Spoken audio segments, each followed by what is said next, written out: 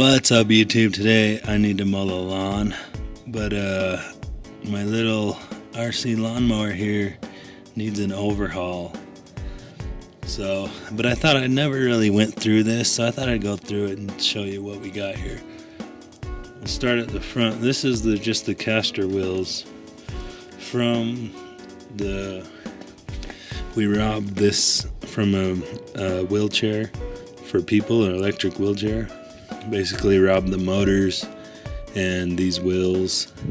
It needs some work up here. One of the tires is kind of always off the ground, so we need to shim this because the lawnmower part isn't flat across. Then we go back, and this is pretty basic, regular lawnmower motor, regular lawnmower, just with some different pieces attached. This is the battery tray. I mean, I'm sure at some point I'll clean all this up and Bondo it and paint it. Maybe not, who knows. So the batteries going there. Right now they're in the snowplow, which is over there somewhere. You can see the motors back there under that chair. The motors that go to the wheelchair wheels, they're just sort of mounted on this angle iron that we made a square out of. And then this is where all the electronics are, which is what we're going to go into today. We're going to rip all that apart, rewire it, organize it, make it better. Hopefully it still works, because last time I ran this I had some issues with it. So if the motor controller is bad, then I'll have to order a new one. Oh, let's go into this right here. This is basically when you pull on your lawnmower handle, you pull the top part down. This actuates. So this is kind of like the safety. And all I did was I took some springs. So I put one spring here for a return spring. See that? It returns it. And I put this spring on it to catch this part. So right now it's engaged like you're pulling the handle down. And the reason I did that was so that if I ever need to shut this motor off, I can quickly just go like this. Of course, it's going to make me a liar. But just pop it off, it returns off, shuts the motor down. That's a safety issue, because anybody who's been around remote control cars, occasionally they decide to do whatever they want. You know what I mean? Just take off. If you have this taking off at you, it doesn't go super fast. You could probably run away. But I wanted that on there just to make sure I could just shut this off whenever I needed to, in case it goes rogue. And it does occasionally go rogue. That does happen. So, and we can go over this again.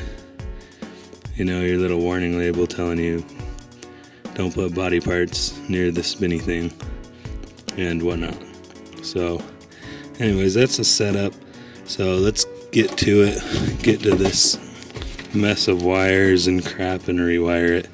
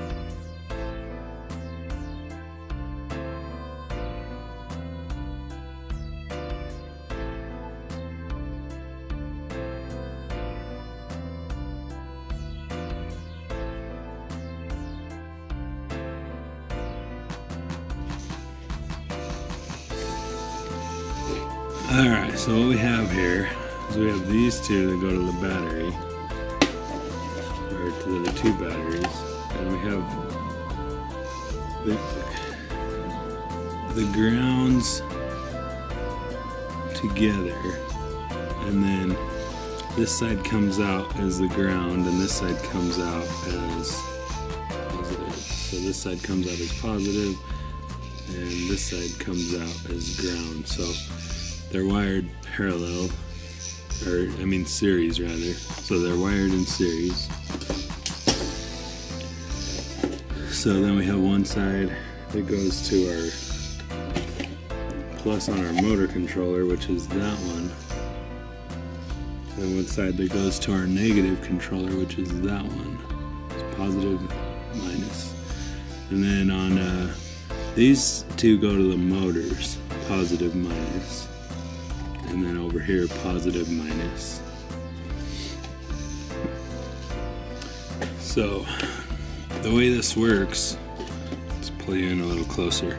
The way this works is it has an input over here that we hook up to our just hobby style remote control receiver. So our radio talks to this. So it gets powered off of there, and then the input goes into there of what we want our controller to do. And then based on, there's some dip switches down here you can change depending on. So we could put a potentiometer on this and run it with 2 potentiometers. So it wouldn't be remote at that point. Before I wanted to do this, I wanted to get some of the same gauge wire, different colors, because all this red gets confusing. So, but I don't have that wire and I need to mow the lawn.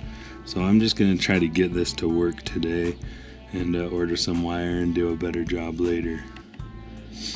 But the first thing I'm going to do is just cut out anything that I don't need.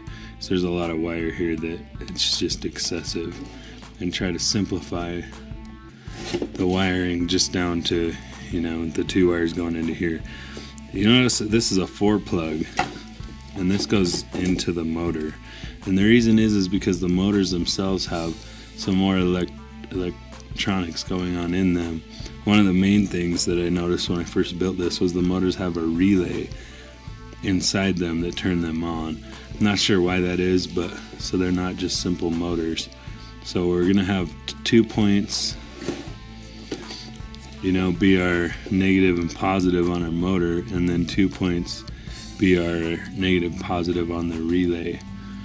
So I have to, they're wired in series too. So it comes out of here, black and red, or they're wired in parallel. Actually, it looks like they're wired in parallel. The 2 that come out of here go directly into here. So they must be connected actually in this plug. And then out of that plug I have a black end. I guess I probably can't even see that. So coming out of one plug is a red and white little wire, and then our big main motor drive wires. And they go into the other plug. And then coming out of that plug is a red and black. So that's going to be my relay control. I put power here and the relays turn on, and then the motors will operate. So I have to keep that in mind.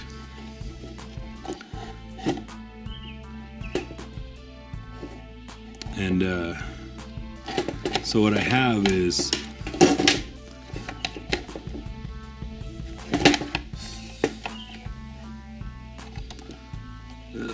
the power wire itself here is actually hooked up to a switch.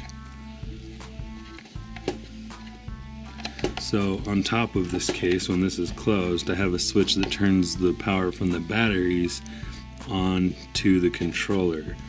So that's another fail-safe that I can just hit real quick on top, or another safety feature. It also just, turns it on and off. So I need to get rid of some of these wires. Originally I had this hooked up to run the original electronics for the wheelchair, because when I first built this thing I didn't have battery chargers to actually charge the battery. So what I would do is I would just hook it back into the original electronics and charge the battery through the charger that came with it. Since then we've upgraded to regular battery chargers like you get at Napa.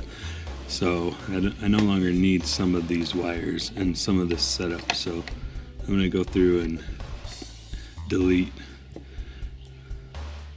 whatever wires I can, get rid of them, maybe make some of them shorter so that it's a better, less of a footprint of all this going on.